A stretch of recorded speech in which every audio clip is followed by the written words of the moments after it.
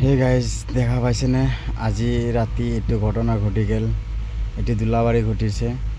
এই ঘটনাত মোৰ এইখন যিখন ৰঙা গাড়ীখন দেখা পাই আছে সেইখন গাড়ী আমাৰ লগৰ ড্ৰাইভাৰ হয়, আৰু বগা গাড়ীখন এইটো চিনি নাপাওঁ, গুৱাহাটীৰ নাম্বাৰৰ গাড়ী এখন।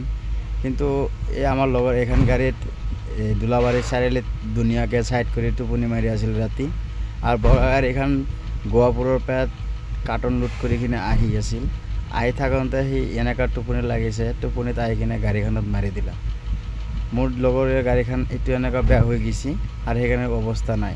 কিন্তু সি আজি ভাবিব লাগিছিল, টোপনি যদি লাগিছে সেই ৰাস্তাত ছাইড কৰি কিনে ঘুমাব লাগিছিল, সি এনেকুৱাকৈ আহিব নালাগিছিল হয়। এতিয়া সিয়াৰো লোকচান হৈ গ'ল। ড্ৰাইভাৰটো বহুত দুখ পাইছে আৰু হেণ্ডিমেনটো পলাইছে। হেণ্ডিমেন নাই, হেণ্ডিমেন ইমান দুখ পোৱা নাই। কিন্তু ড্ৰাইভাৰটো এতিয়া জীয়াই থাকে না নাথাকে গম নাপাওঁ।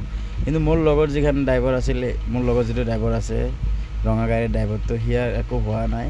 মানে সি টোপনি মাৰিহে আছিল আৰু সি যাই কিনে পিছফালে মাৰি দিলা।